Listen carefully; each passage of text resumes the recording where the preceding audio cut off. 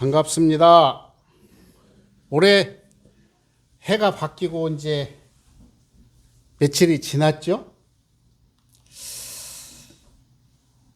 우리는 이제 이렇게 해가 바뀌면 참 새해라는 의미가 갖는 것이 자기 자신을 한번 이렇게 되돌아볼 수 있는 어떤 그런 매듭을 짓는 그런 특별한 의미가 있는 것 같아서 올 한 해를 어떻게 살면 참 좋을까 이런 생각을 하다가 오늘 설교 시간에는 올 한 해는 좀 이렇게 살았으면 좋겠다 하는 나의 소망을 여러분에게 이렇게 말씀을 올리는 시간을 갖도록 하겠습니다. 사람들은 이야기합니다. 행복이라고 하는 것은 저 멀리 있는 게 아니라 소소한 일상적인 삶에 있다 이렇게 이야기를 하더라고요. 그러니까 이게 무슨 말이냐면 요즘 젊은 사람들이 굉장히 많이 즐겨 쓰는 말입니다. 뭐라고 그러죠? 네, 그렇습니다. 소확행이에요. 소확행. 그러니까 소소한 어떤 그러한 인간의 삶 속에 확실한 행복이 있다. 그러니까 옛날에는 우리가 대체적으로 보냐면 행복하려면 뭐냐면 어떤 목표를 이루어야 된다고 생각을 했어요. 그랬죠?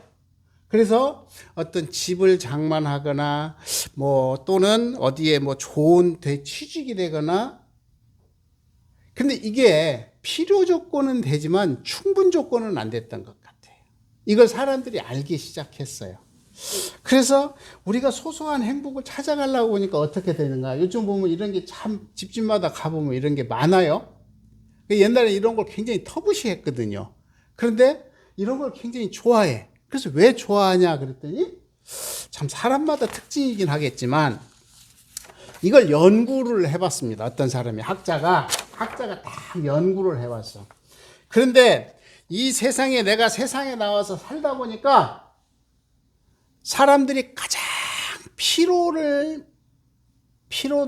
가장 높여주는 대표적인 사람이 있더래요. 누굴까요? 첫 번째 누구? 배우자래요. 배우자. 네. 아니 이거는 1000명의 미국의 여성을 상대로 조사를 했더니 나한테 가장 피로도를 많이 주는 게 첫 번째가 뭐래요? 배우자를 꼽았어요. 그럼 두 번째는 뭐래요? 이게 뭐라고 써있죠? 자녀. 그러니까 목숨과도 같은데 그러니까 이게 다른 말로 우리 교리로 풀어보니까 가족은 나의 행복 여탈권을 가지고 있어. 이 가족이라고 하는 것이 나한테 행복을 가져다 주기도 하지만 결국은 나한테 뭐를 가져다 주기도 해요? 불행을 가져다 주는 직접적인 원인이 있다라는 거예요. 그래서 살아갈 때 느낌이 좋은 것을 찾아가야 된대요. 자기 느낌.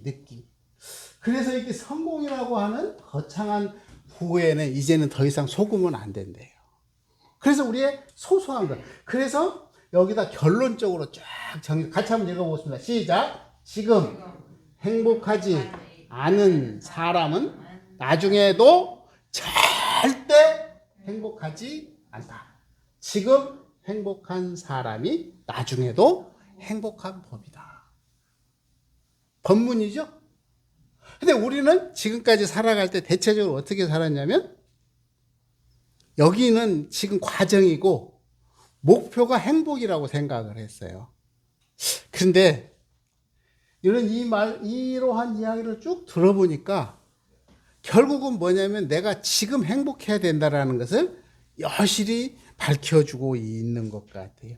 그래서 올해는 이런 소소한 행복에 내가 좀 더 관심을 가져야 되겠다. 두 번째는 인간의 삶은 주인의 삶과 머슴의 삶이 있답니다. 우리 100번도 더 들었을 것 같아. 그런데 우리는 대체적으로 머슴의 삶을 살면서도 자기가 주인이라고 생각을 해. 그런데 그보다 더 무서운 게 뭐냐면 자기가 주인인지를 알아요? 몰라요? 대체적으로 모르고 산다. 아니 한번 보세요. 우리 삶을 가만히 놓고 보면 내가 내 집의 주인이잖아요. 그래서 말씀을 챙겨 보니까 공도편 12장에 이렇게 말씀을 해주셨어요.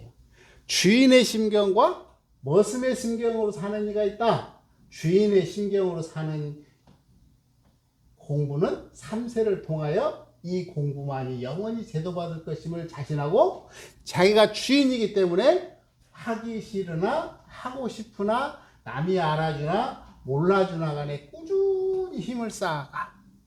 그런데 머슴의 심경은 어떻게? 체면 때문에 산대. 가지고 제가 이거를 딱 우리말로 풀어봤어. 그랬더니 멋있는 그 영어로 바꿔봤거든요. 그랬더니 if야, if. if라는 거는 뭐죠? 뭐뭐라면. 조건이 붙는 거야. 그러니까 주인의 심경은 조건이 있어요, 없어요? 없어. 그냥 내가 내 일이니까 좋으나 싫으나 내가 책임지고 다가. 그런데 머슴은 뭐가 붙는다고? if가 붙어. 뭐뭐라면. 이해하시겠죠?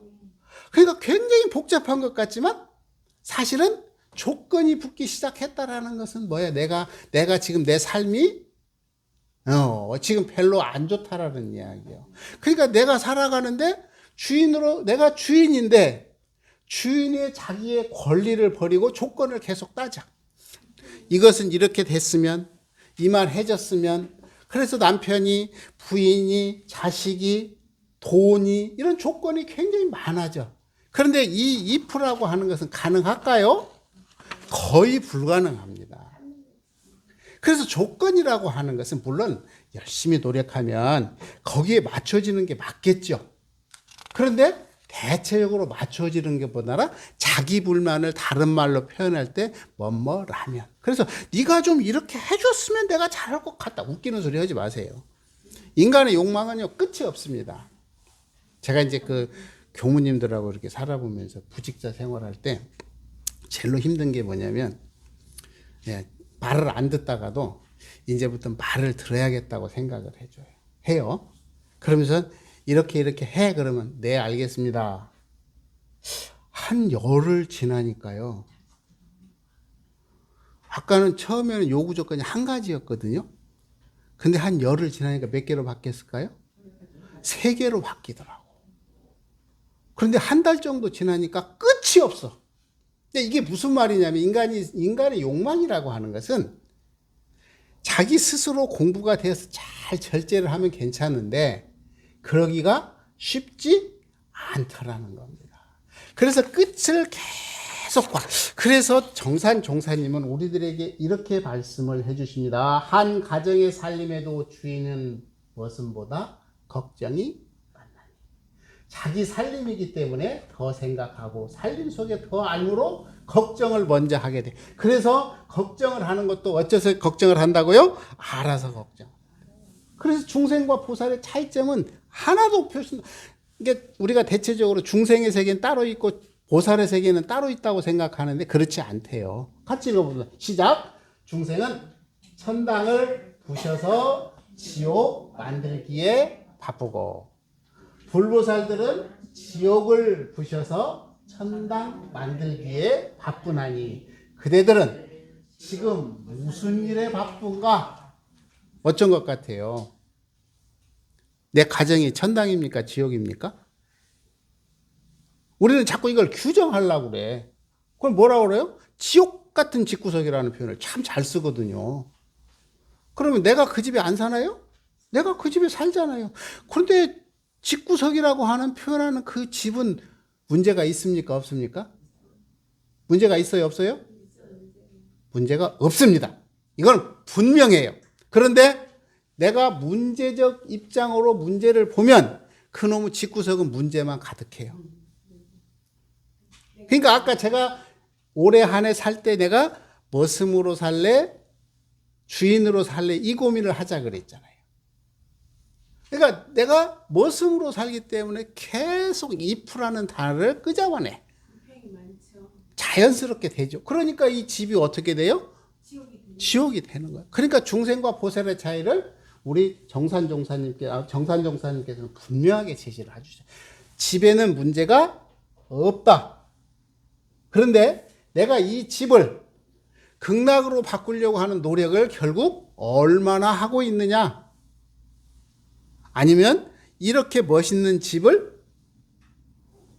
그러면 이제 교무님 그러면은 꼭 평생을 같이 살아요? 아니죠. 틀리면 헤어질 수도 있죠. 근데 왜 안 헤어질까요? 사람들은 욕심이 많습니다. 계산을 해봐서 이익이 될 것 같으면 벌써 헤어졌어요. 그런데 그거보다는 지금이 낫다고 생각하니까 사는 거예요. 이거 솔직해야 된다는 저는 그렇게 말씀을 드리고 싶어요. 그게 잘잘못의 문제는 아닌 것 같아요. 그래도 그거보다 낫기 때문에 현실을 택하는 것이지. 우리 사람 얼마나 영리합니까? 참 영리하거든요. 근데 이것저것 다 따져본 거예요. 그러면 어떻게 해야 돼? 이제 결국은 지옥을 만들 것인가? 천당을 만들. 그런데 한번 가만히 보겠습니다. 지옥하고 천당하고 거리가 얼마나 될까요? 아니잖아요. 천당은 하늘에 있고 지옥은 땅 속에 있잖아요.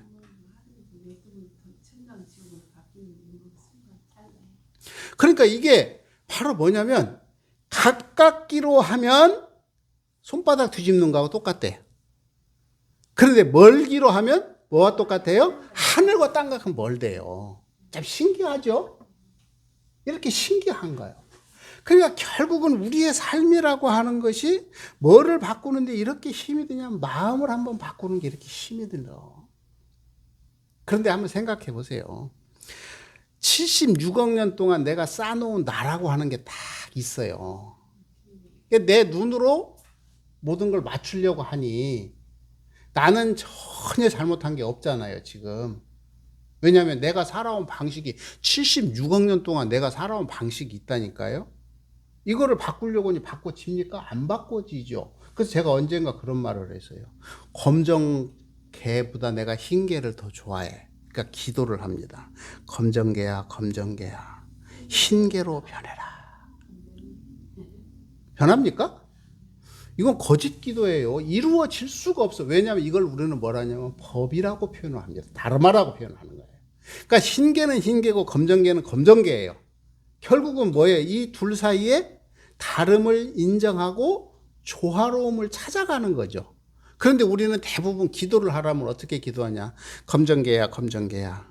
나는 정말로 검정개가 싫다. 흰개가 되어주소서 하고 기도를 해. 이거 신도 못 바꾸는 거예요. 법은 신도 못 바꾼다니까. 그러면 방법은 어떻게 해야 돼? 그 개한테 페인트 칠을 해야 돼. 뭔 색으로? 흰색으로. 그럼 어떻게 될까요? 어떻게 되는지 여러분 아세요?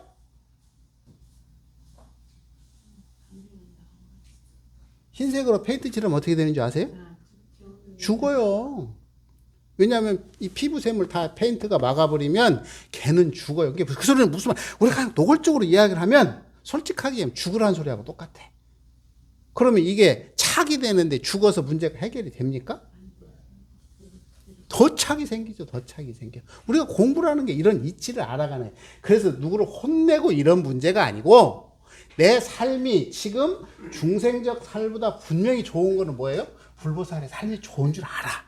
그런데 안 돼. 그런데 더 놀라운 거는 제가 뭘 봤냐면 제가 이제 겨울 12월 달에 성주에 이제 진박교당이라고 사드 있는 곳, 우리 그 정산종산 탄생가 그 중심으로 있는 곳에 성주에 이제 그 길거리 교당이 하나 있어요. 이제 거기 가서 이틀 밤을 자고 왔는데 천막 속에서 자니까 외풍이라고 하는 한번 생각을 해보세요. 천막을 치고 밑에 전기장판을 깔아놓고 이렇게 자는데 잘 수가 없어요. 차는 왔다 갔다 하지. 바람이 천막에 계곡 바람 보면 샹샹 소리가 나.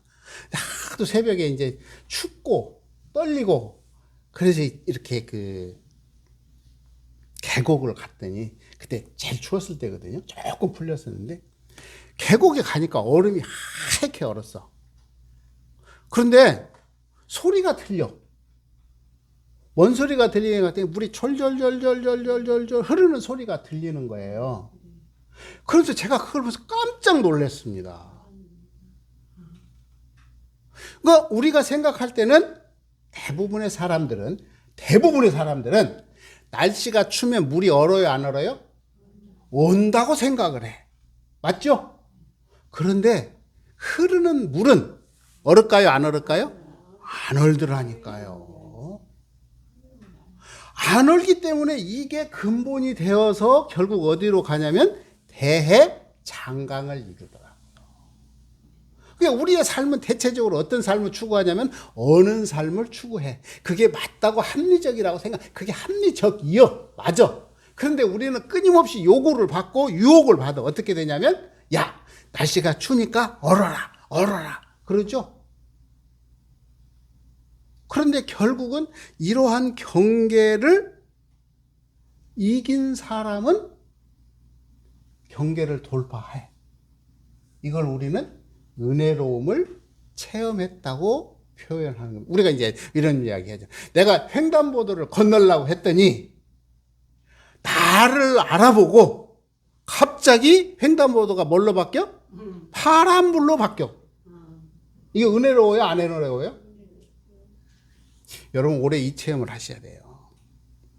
아이고 횡단보도는 떼되니까 자연이 바뀌는 거지 뭐. 세상 재미 하나도 없어. 개콘에서 그런 말 했죠. 내가 주유소를 갔더니 나를 알아보고 기름을 넣었더니 뭐를 줘? 휴지를 주더래. 진짜 그랬습니까? 아니죠. 당연한 법칙이죠. 그런데 이러한 당연한 법칙을 나만 위한다고 한번 생각을 해보세요. 이게 뭡니까? 은혜로움이에요. 이런 생각이 없는 사람한테는 절대 은혜라는 게 나오지 않습니다. 여러분 명심하셔야 돼요. 이런 생각을 갖지 않은 사람은 은혜롭지 않아요. 그냥 지겨울 뿐이야. 일상일 뿐이야. 그래서 우리가 신앙을 통해서 이걸 끊임없이 갈구해내는 거예요. 이것이 뭐냐면 중생과 보살이며. 그래서 인생이라고 하는 것은 대종사님은 이렇게 쭉 말씀을 하셨지만 인생이라고 하는 것은 이런 깨달음의 연속이다. 이렇게 표현을 하고 있어요. 아까 제가 설명을 드렸잖아요. 그래서 그러한 깨달음을 끊임없이 해갈 때 우리는 나의 삶을 또 다른 차원으로 끌고 갈 수 있는 것이다. 이렇게 감히 말씀을 드리고 싶습니다. 올해는 이제 제가 이런 생각을 해봅니다. 정산종사님께서 인정이 과한 건 착심이라고 분명히 말씀하셨어요. 그런데 덕이라는 게 뭔가 그랬더니 인정이래요. 인정이 이게 맞아야 된대. 그러니까 우리가 이왕 사는 길에 인정이 참 맞았으면 좋겠다. 그러면서도 또 생각을 해봅니다. 그러려고 보니까 나이를 한 살씩 먹으니까요. 아는 게 많아졌어. 그리고 사실관계를 잘 알아. 근데 상대방이 말을 하면 끼어들고 싶어. 왜냐하면 아니야 그거 아니고 이거야 라고 하고 싶어. 그런데 어른들은 뭐라 그러냐면 여기 한번 보세요. 몇 개? 셋 중에 몇 개만 하라고? 어렵지 않죠? 하고 싶은 말이 3개 있어. 그럼 몇 개만 하래요? 그게 나이 먹는 사람의 장비. 그래야 된대요. 그래야 우리가 이러한 과정이라고 하는 것은 여기서 이렇게 씨앗이 발알해서 우리가 보면은 옛날에 조상님들이 씨를 몇 개 심었죠? 3개를 심잖아요. 3개를 심으면 하나는 누가 먹어? 짐승이 먹고, 하나는 땅이 먹고, 하나는 누가 먹었어요? 인간이. 아까 셋 중에 몇만 하래. 하나만 하라는 이야기가 그래서 나온 것 같아요. 그러니까 이런 과정을 지나갈 때 경계가 없었을까요? 끊임없이 경계가 있었어요. 이런 경계가 있을 때 결국은 알아차림을 통해서 뭐를 맺냐면 열매를 맺는다라는 겁니다. 제가 오늘 이걸 한번 보여드리겠습니다. 모세!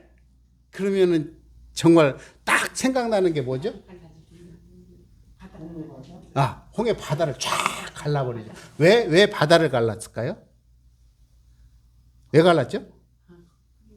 이걸 우리는 뭐라고 그러냐면 기적이다 그렇게 표현을 해요. 그러니까 결국은 이 모세가 이 기른 이유는 사람들을 지나가게 하기 위해서 딱 그랬어요. 제가 이거 보고 그 생각이 퍽 났어. 이게 신안에 있는 퍼플교거든요. 옛날에는 여기를 다녔어요? 못 다녔죠? 근데 지금은 이렇게 다리를 놓아서 사람이 다니더라고요. 그러니까 제가 모세하고 비교를 해봤어요. 누가 더 힘이 셀까요?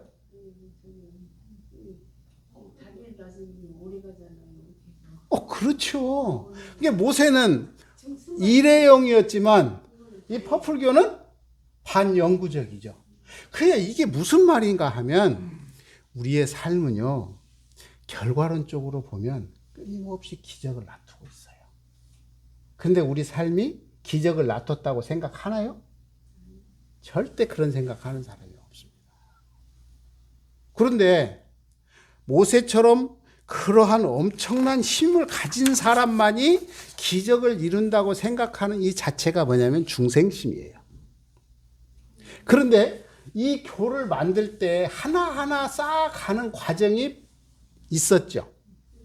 이 과정을 통해서 이러한 기적이라고 하는 현상을 만들어낸 거예요. 옛날에 제가 군산에 살 때 그 교당을 하나 만드는데, 교당을 새로 짓는데 나는 교도가 많은 줄 알았어. 근데 교도 한 10대 명밖에 안 돼. 요보도 안 돼. 내가 가서 법회를 한번 봤는데. 요 정도도 안 되는데 교당을 만들어내더라고요. 제가 깜짝 놀라서 기적이라는 게 이런 것이다. 혈심을 통해서 하나 만들어가지고. 제가 이제 우스갯소리가 아니라 이제 유일왕님을 여러분 기억하십니까? 원대의 전신이 유일왕님이에요. 그때는 어디서 시작을 한 줄 아세요? 그 원광대학이?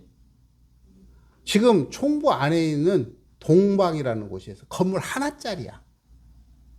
거기서부터 시작을 해가지고 대학이라고 하는 현실을 만들었어. 그러니까 그게 없는 상태에서 만들었다면 기적이 하늘에서 떨어진 거지만, 거기에는 얼마나 많은 사람들의 수고로움이 쌓여서 오늘의 이러한 모습을 만들었어. 우리 원불교 한번 생각해 볼까요? 원불교 몇 명으로 시작한지 아세요? 40여 명으로 시작해서 40여 명. 우리 초기 교단사에 나오잖아요. 대종사님에서 법을 딱 펼치니까 40여 명이 모이는지라 그 중에 신심과 공부심이 장한 제자 9을 선별했다. 이렇게 나오잖아요. 그러니까 결국은 이렇게 9명, 40명으로 시작된 교단이 오늘은 상상을 할 수 없을 만큼 이렇게 커져 있어요. 이게 기적 아닌가요? 모세가 샥 가는 게 기적인가요? 저는 그렇지 않다고 생각합니다. 여러분 한 사람 한 사람이 여러분의 삶을 업그레이드 시켰어. 한번 보세요. 여러분이 이 세대는 똑같이 느껴지는 게 뭐냐면, 밥굶은 세대들이에요. 여기 이렇게 앉아 계신 분들 보면. 갖고 소망이 뭐냐면 밥 안 굶고 사는 게 최고였고, 두 번째 소망이 뭐냐면 공부 좀 했으면 좋겠고, 그 다음에 세 번째 소망이 뭐였냐면 집 하나 가졌으면 좋겠다. 이 이야기는 무슨 말이죠? 가졌다는 이야기예요? 못 가졌다는 이야기예요? 못 가졌다니까. 대부분이 못 가졌어. 그런데 지금 여러분 사시는 모습 보면 어쩌죠? 이것이 우리는 뭐라고 표현해야 맞냐면 기적이라고 표현하는 게 맞다고요. 틀린 말 아니죠?